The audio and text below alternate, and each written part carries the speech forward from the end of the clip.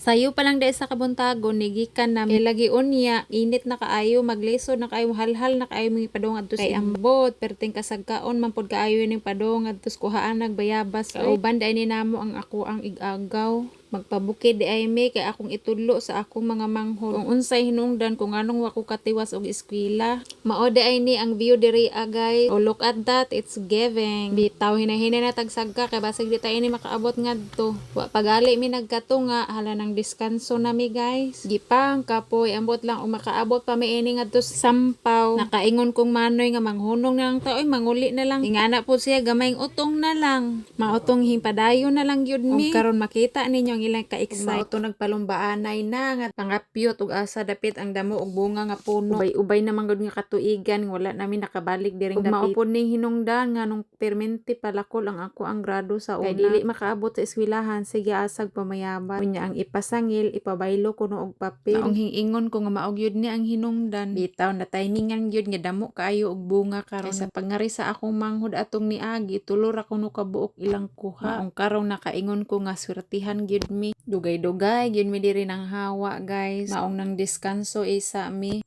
Manglingkod sa mi diris gilid kay lagi kay puslan man nga di nami diris bukid mamutong na lang sab daw mi maoda ay ning nakuha namo nga mga bayabas guys. Dili maguol kay libre mga morsikos diskanso isa ta kay moinom tag tubig maoda ay ning hinungdan nganong dako kayo nigtabang ni mga bayanan nga dili ipanglabog ni mama. Maong dili maguol og uhawon kay basta kami maoy managka dili pwedeng dili andam ug mao to nanguha na mig buto ug habang gahuwat mi sa uban nilang gipanguha naghinay-hinay na mi diri kay aron sakto nilang kahuman nahuman na po namo diri. Bitaw damoan na lang ni namog unod kay kulang ang among biskwit nga da. Gituyo dai ni namo guys nga managka aning adlaw kay ang among manoy mularga na pog Manila. Mao magpatakas isa mi diri ug ambot lang pod kaha kung nananghid ni sila stag iya. Mao nakahuna-huna mi nga dad-an na lang pod namo og butong para kung masuko man na asiyay butong. Bitaw panagsara ning among pagkapundok-pundok maong og magkatigo mi dili gyud ni namo wad-on ni nga mga pamahi. Magahin gyud mig tamang oras para sa among managsuot.